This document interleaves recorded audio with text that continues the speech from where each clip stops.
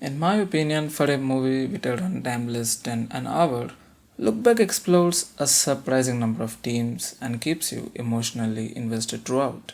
At its core, it explores the struggles of creativity, passion, insecurity, admiration, and human connection through art and drawing.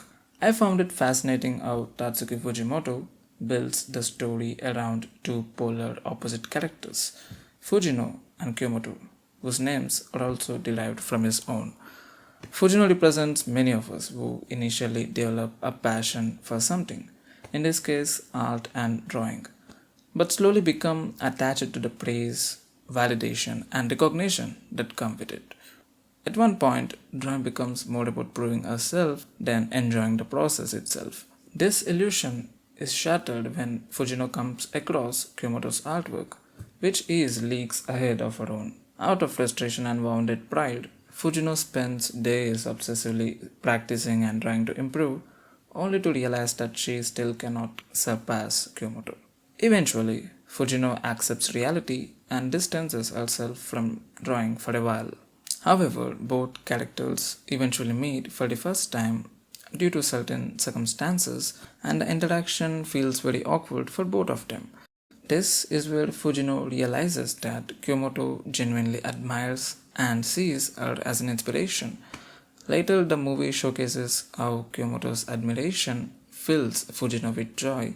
The way they animated Fujino's happiness was so stunning and creative. Fujino is shown as an outgoing and extrovert person for whom drawing is one important part of her personality. Kyomoto, on the other hand, is socially anxious and isolated.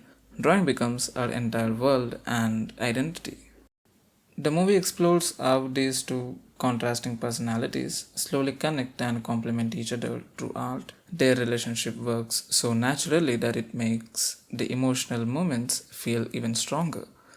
The animation and presentation are also incredibly creative and vibrant. Even simple scenes feel alive because of the direction and visual storytelling. However, the movie is much more than this. As the relationship between Fujino and Kyomoto develops, the story begins focusing more deeply on their insecurities, emotional dependence, identity, and internal conflicts. Kyomoto decides to attend art school in order to improve herself and become more independent. The movie then takes a devastating turn when Fujino learns about Kyomoto's death during a violent attack at the art school. I feel Fujimoto may have drawn inspiration from the tragic Kyoto animation arts and incident of 2019 while writing this section of the story. The film then powerfully explores Fujino's grief and guilt. She begins questioning whether Kyomoto would still be alive if she had never encouraged her to pursue art outside her room. One of the most creative sequences in the movie is when the story shifts into an alternate scenario where Fujino and Kyomoto had never met. While watching that part, I initially felt confused about what exactly was happening, but later I realized that it reflects Fujino's thoughts and regrets, a painful what if scenario inside her mind. Eventually, Fujino returns to drawing again.